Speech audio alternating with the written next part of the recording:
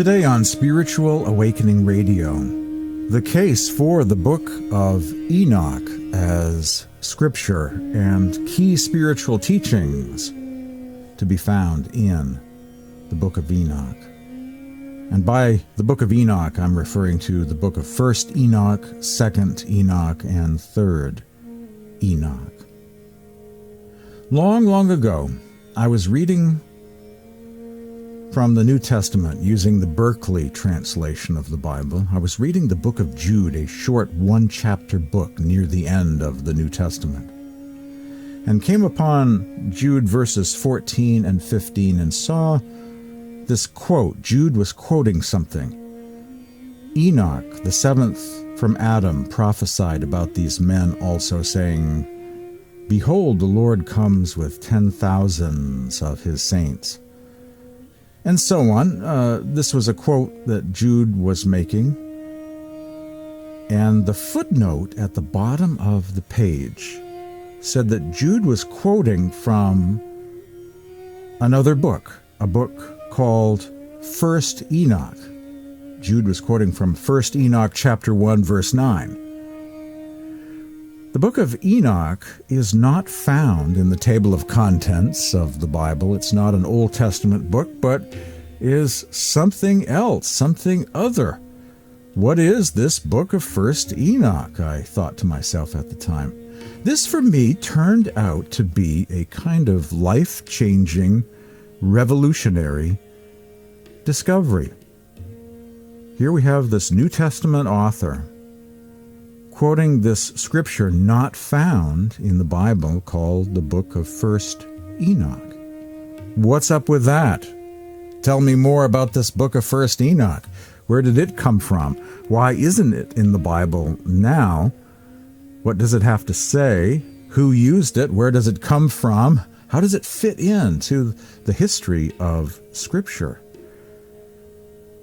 It wasn't too long after that time that I discovered a source that was selling copies of the Book of First Enoch, a translation of First Enoch in English, as well as the Book of Second Enoch. Thus began my exploration of the world of apocryphal scriptures, extra-canonical writings, lost books of the Bible, someone else's scripture, a book that some people in antiquity valued, but not everyone apparently.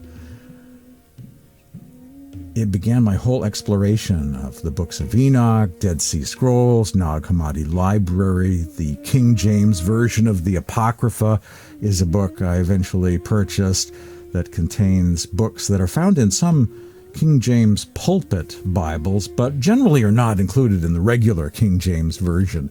Several additional books, and I began to learn about these books, who used them, where did they come from, what did they have to say. The better translations of the New Testament, including the Berkeley Bible, have footnotes properly attributing that passage from Jude to First Enoch chapter 1, verse 9. And of course, one can look up the reference in a translation of the Book of First Enoch and see exactly what Jude was quoting, along with the surrounding verses. So for me, discovering that quote, noticing that New Testament author quoting the Book of First Enoch, chapter 1, verse 9, it was for me a life-changing experience, a kind of door in the sky, a kind of gateway to another world, a world where you ask questions, where you do your own research, where you don't necessarily accept the orthodox prevalent view, but do your own research and independently check things out for yourself and get to know a subject. Soon I found a source to be able to buy for myself a copy of the books of First and Second Enoch and many other books as well. A few years later, I eventually acquired the Book of Third Enoch, a lesser-known Book of Enoch in the Enoch tradition. And it turns out that Jude also quoted or alluded to another lost book of the Bible or scroll on his shelf. Jude quoted from another apocryphal scripture. Jude in verse 9 quotes this interesting passage. Even the archangel Michael, when he was disputing with the devil about the body of Moses, did not himself dare to condemn him for slander, but said, "The Lord rebuke you." And Jude apparently here was referring to a story found in the Testament of, or Assumption of Moses, authored approximately sometime during the 1st century AD. Some better Bible footnotes will have a footnote referring to this verse of Jude, verse 9, as alluding to a story found only in the Assumption of Moses, otherwise called the Testament of Moses, a 1st century Jewish apocryphal or pseudepigraphical work that purports to contain secret prophecies Moses revealed to Joshua before passing leadership of the Israelites to him. "Behold the scripture about Enoch the prophet, who communed with God, and while alive, soul-traveled through the heavens, hearing heavenly sounds, seeing heavenly lights, colors, encountering many beings and visions."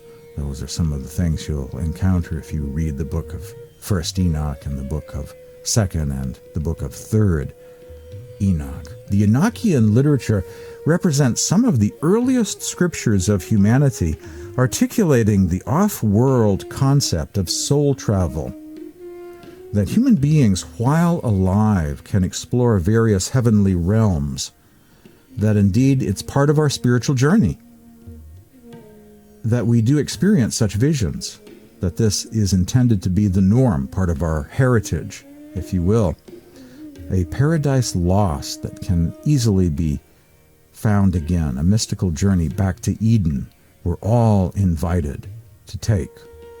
Says Enoch the prophet, "Before he appointed me to attend the throne of glory, the Holy One, blessed be he, opened to me 300,000 gates of understanding, 300,000 gates of subtlety, 300,000 gates of life, 300,000 gates of grace and loving kindness, 300,000 gates of love, 300,000 gates of Torah or law, 300,000 gates of meekness or humility, 300,000 gates of compassion, 300,000 gates of worship in the heavens. In that hour the Holy One, blessed be he, added me in wisdom unto wisdom.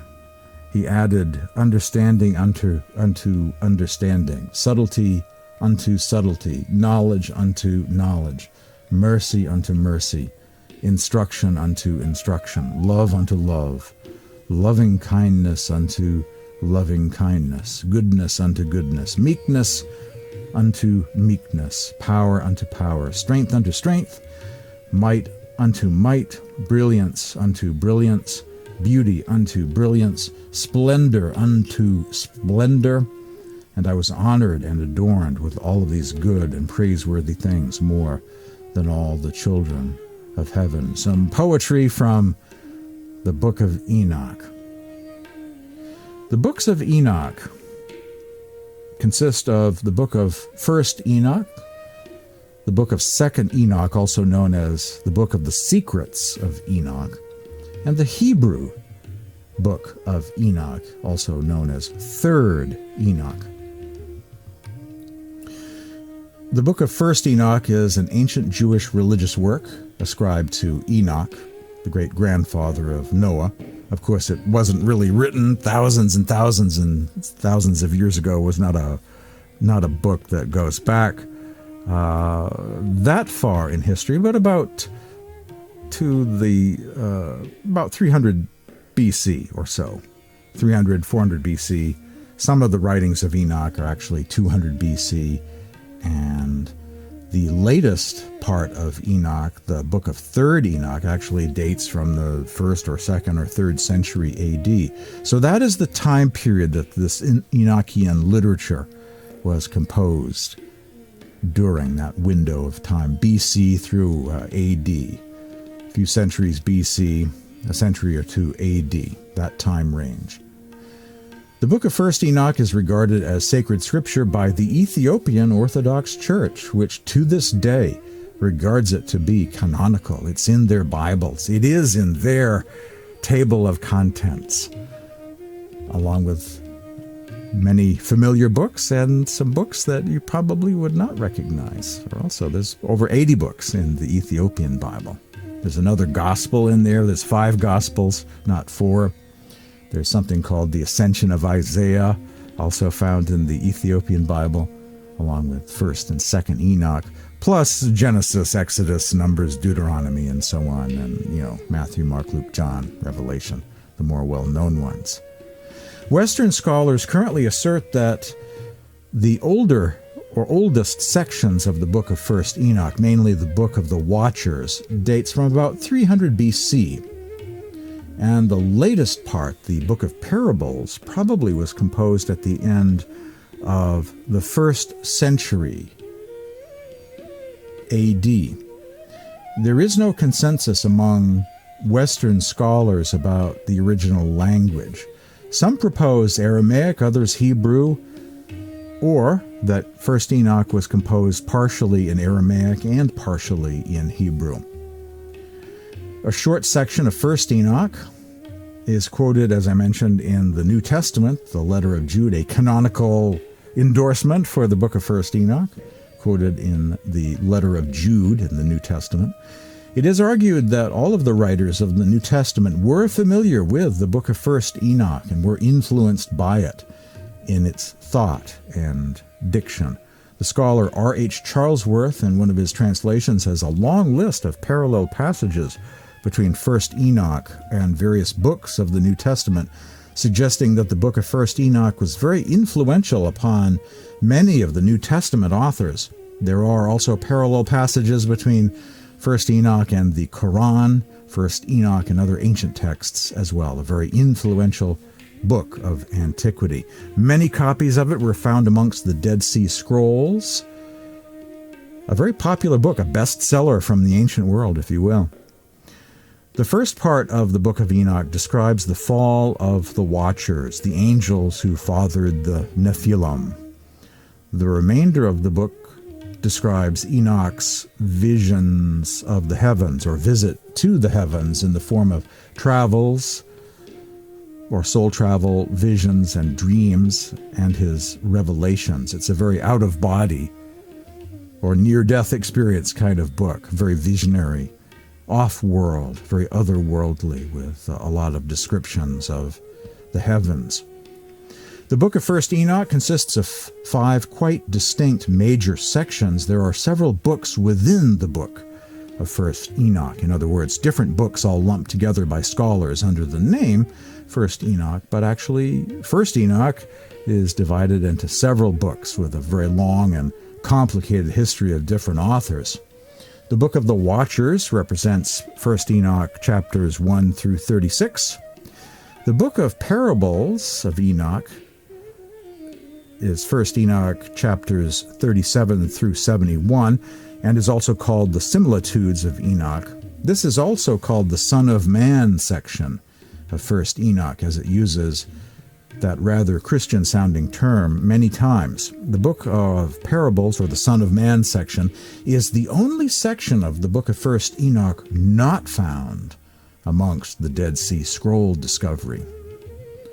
Is that because it was authored somewhat later than the other parts of First Enoch and represents a section of Enoch actually authored by Christians, making it one of the oldest Christian texts? One may speculate. It does have a very messianic tone, and it either represents Jewish thinking just before the emergence of Christianity, or is simultaneous with, it's hard to really know for sure. But it does represent a kind of transition from Judaism to Christianity. The Son of Man section. The astronomical book is First Enoch chapter 72 through chapter 82, also called the Book of Heavenly Luminaries, or Book of Luminaries. The Book of Dream Visions is First Enoch chapters 83 through 90, also called the Book of Dreams. The Epistle of Enoch is First Enoch chapters 91 through 108.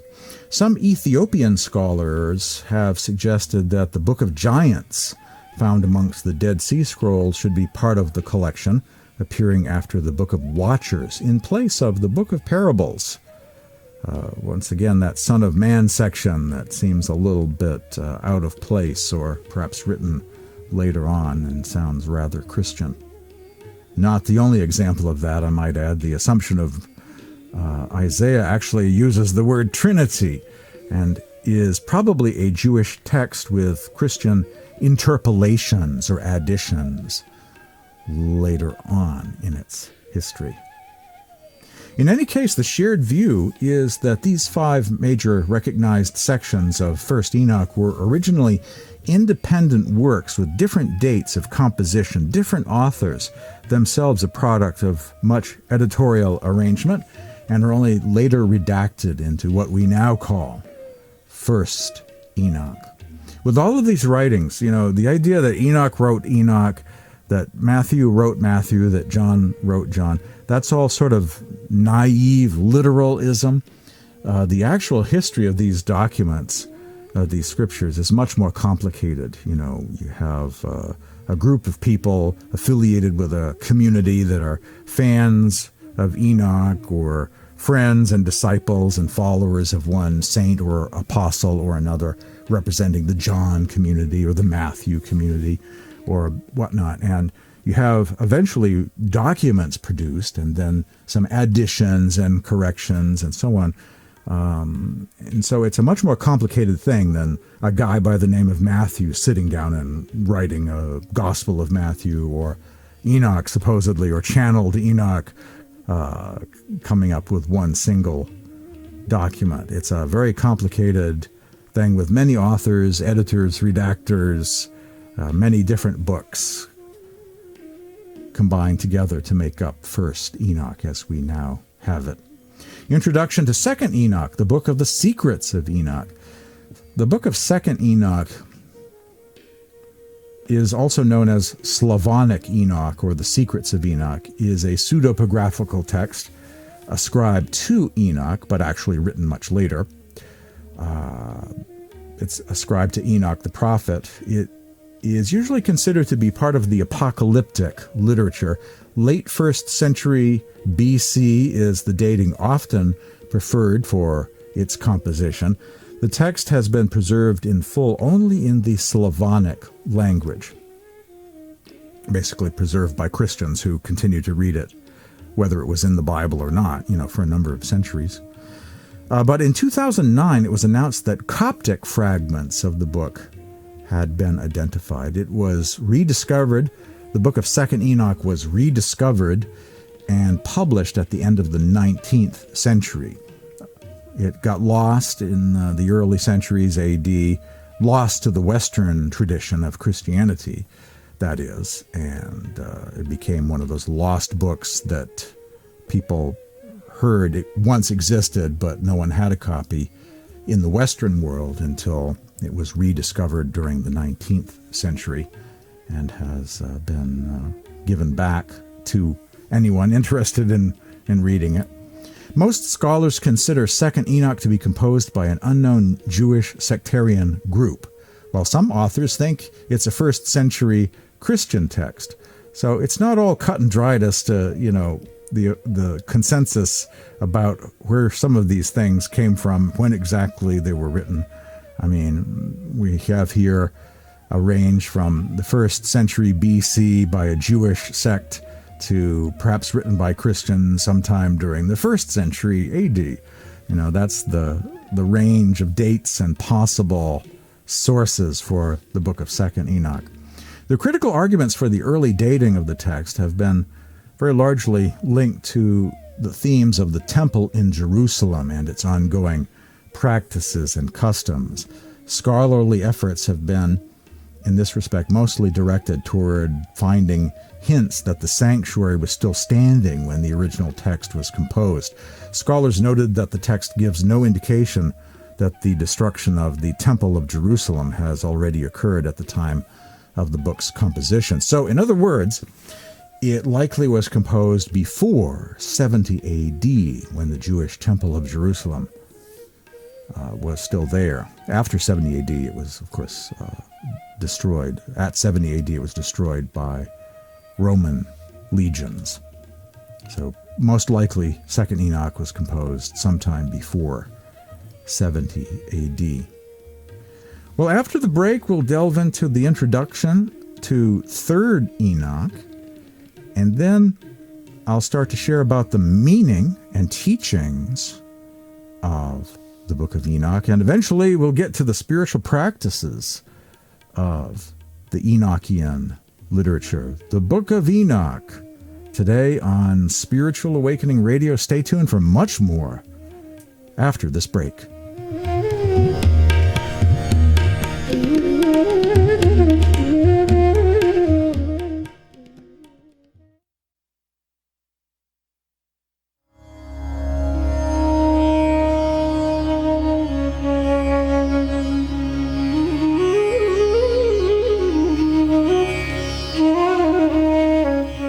My name is James Bean.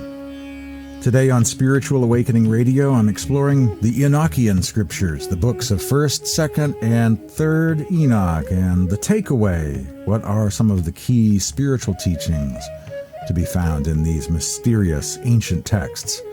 Picking up where I left off before the break, an introduction to the book of Third Enoch. Third Enoch is a pseudepigraphical or apocryphal extra-canonical scripture. It purports to have been written in the 2nd century A.D., but its origins can only be so far verified or traced back to the 5th century. Other names for Third Enoch include the Third Book of Enoch, the Book of the Palaces, the Book of the Rabbi Ishmael, the High Priest, and it's also sometimes called the Revelation of Metatron, another name for Enoch. Modern scholars describe this book as pseudepigraphical, as it says it's written by Rabbi Ishmael, who became a high priest after visions of ascension to heaven, 90 A.D. through 135 A.D. Rabbi Ishmael is a leading figure of Merkabah mysticism, Merkabah literature pertaining to visions of ascending to the heavens and the throne of God. In other words, Third Enoch is more distant from the Jewish Christianity of the 1st century A.D. or Messianic Essene Judaism, and rather is very close to the tradition of Merkabah or throne chariot mysticism in the Jewish tradition and Kabbalah.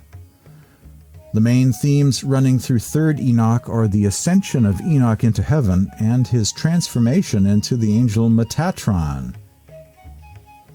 In the book of Genesis it says, "And Enoch walked with God, and he was not, for God took him." That picture reminds me of Adam walking with God in the cool of the day. It's a picture of someone who is a friend of God, is a mystic, is communing with God. Communion with God taking place in the life of Enoch. In the New Testament book of Hebrews it says, "By faith Enoch was taken away so that he did not see death, and he was not found because God had taken him. For before he was taken, he had this testimony that he pleased God." So once again, the image of a friend of God, a mystic, someone who communed with God, a solitary sort of hermit, all alone, spending time with God and in communion with God, kind of isolated away from the rest of humanity. Now, human beings are notorious when it comes to religion to materialize or physicalize all events of the past and so many of the lives of these mystics, or turn from a mystic experience of ascension into some sort of bodily ascension into the sky. Human beings do that all the time because most don't understand the concept of soul travel or mystic ascension within, or out-of-body experiences, having visionary journeys of ascension. So they imagine somebody physically being beamed on up into the sky somehow. And this becomes the myth. This becomes the legend. But I see in the story of Enoch a solitary individual spending time alone in contemplative meditation, having experiences of the divine. I've even seen a picture of a cave where Enoch supposedly hung out. The return of the long-lost Book of Enoch to the modern world is credited to the famous explorer James Bruce, who in 1773 returned from 6 years of traveling, and he returned from Ethiopia with 3 copies of the lost book of First Enoch and Second Enoch. In 1821, Richard Lawrence published the first English translation. The famous scholar R.H. Charles published an edition in 1912. In the following years, several portions of the Greek text surfaced. Then, with the discovery of Cave 4 of the Dead Sea Scrolls, several fragmentary copies of the Aramaic text were discovered. In fact, you can go online and see copies, photos of various pages of Aramaic Enoch from the Dead Sea Scroll discovery. So that book, which had been lost to the Western tradition for all of those centuries, it disappeared sometime a few centuries AD in the Christian tradition. It finally resurfaced and is back again. My case for the books of Enoch as Scripture.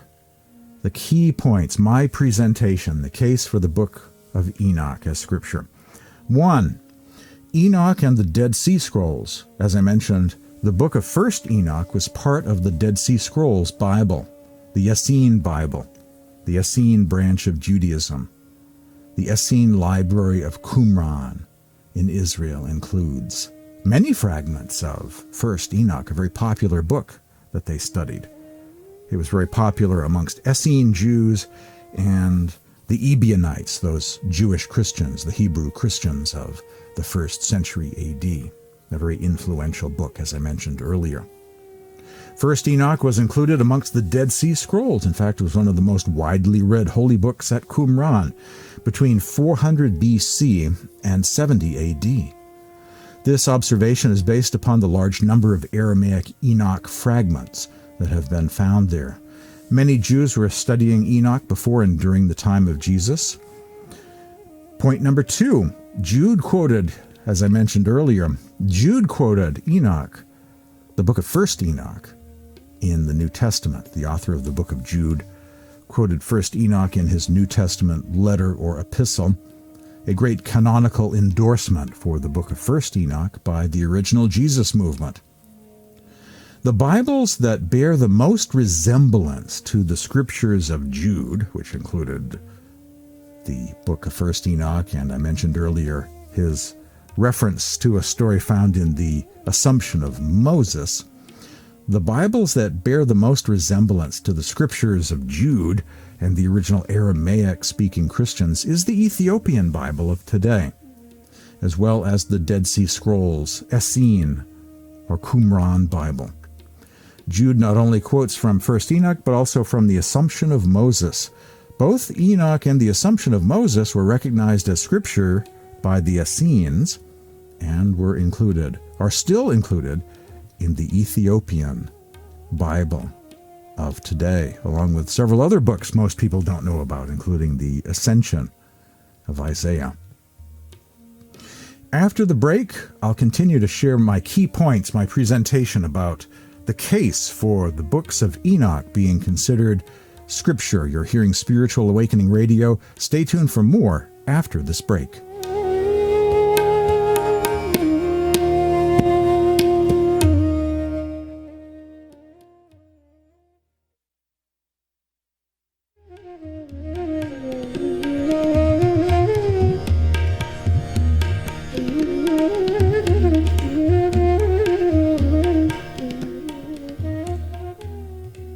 Picking up where I left off, my case, my presentation, the case for the Book of Enoch as Scripture. Point number one I made earlier, Enoch is part of the Dead Sea Scrolls Bible, was one of the books, at least First Enoch was studied at Qumran, is included amongst the Dead Sea Scrolls.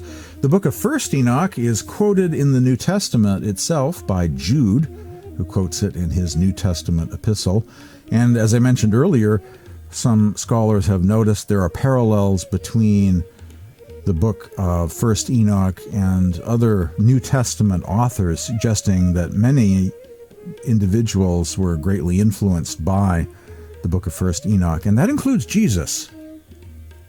Point number three, the early church father Tertullian referred to Enoch as Scripture, quote unquote. The early church father Tertullian quotes passages from the Book of Enoch, referring to these passages as Scripture. It says in the Scriptures, quote, blah, blah, blah. And it turns out to be from the Book of First Enoch. The Epistle of Jude, verse 14, is also appealed to by Tertullian as a testimonial to the authority of the Book of Enoch.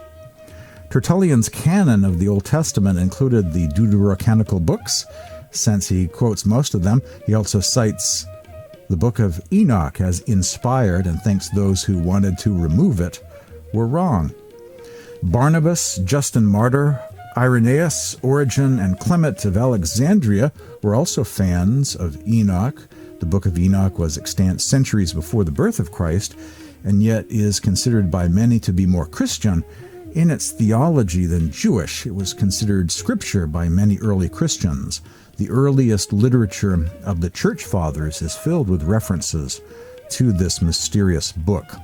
Second and third century church fathers like Justin Martyr, Irenaeus, Origen of Alexandria, and Clement of Alexandria all make use of the Book of Enoch. Tertullian, as I mentioned, even referred to the Book of Enoch as Scripture. The Ethiopian church included the Book of Enoch as part of their official canon. Point number four, the epistle or letter of Barnabas.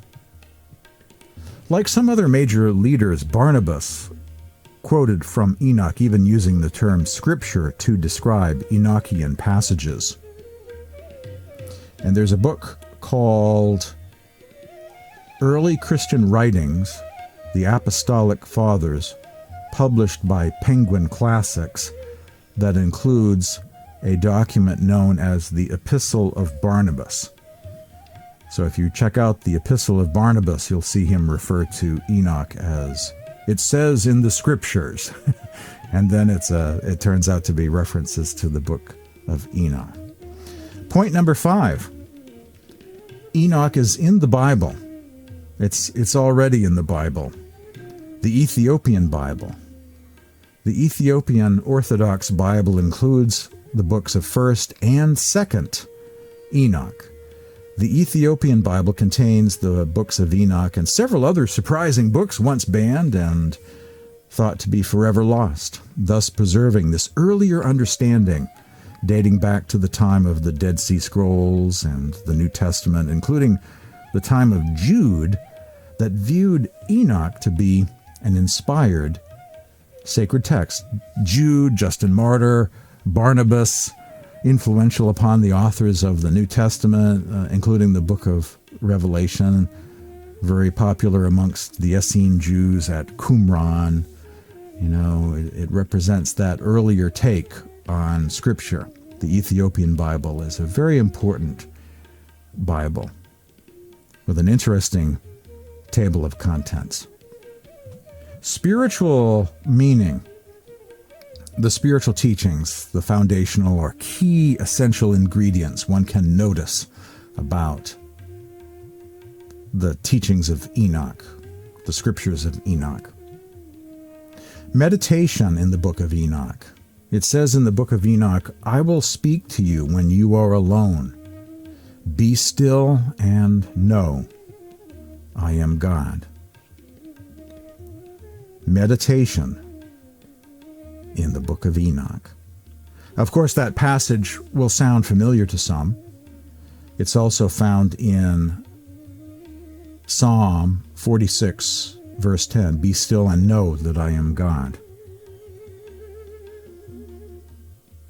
Meditation in the Bible. Be still and know that I am God. Communion with God and soul travel through the seven heavens. Enoch communed with God and soul traveled, seeing many visions of the heavenly realms. Enoch walked with God, lived a life of solitude, and had all of these fascinating visions.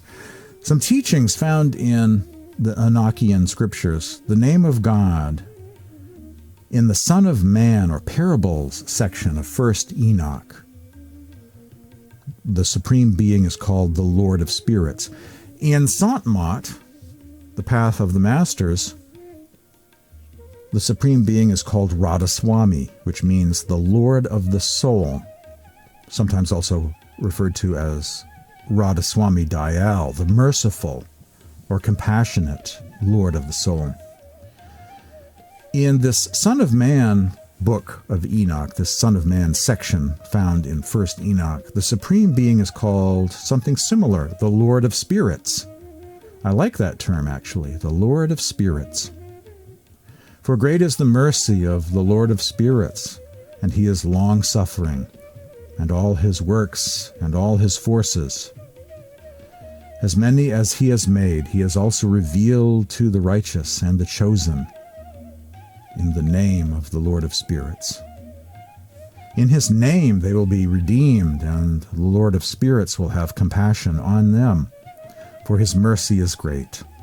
Blessed is he, and blessed be the name of the Lord of Spirits forever and forever. May the name of the Lord of Spirits be blessed. The angel of peace answered me, or Enoch, saying, Wait a little, and you will see, and everything which is secret, which the Lord of Spirits has established, will be revealed to you. And they will seek the light, and will find righteousness with the Lord of Spirits. And so there will be length of days with the Son of Man, and the righteous will have peace, and the righteous will have an upright way in the name of the Lord of Spirits forever and ever. The faithful who depend on the name of the Lord of Spirits. And in those days the chosen one will sit on his throne, and all the secrets of wisdom will flow out from the counsel of his mouth, for the Lord of Spirits has appointed him and glorified him. Some interesting passages referring to the Supreme Being as the Lord of Spirits, found in the Son of Man section of the Book of First Enoch. You're hearing Spiritual Awakening Radio. After the break, more teachings and poetry and quotes, mystical steps and stages that can be noticed in the books of Enoch.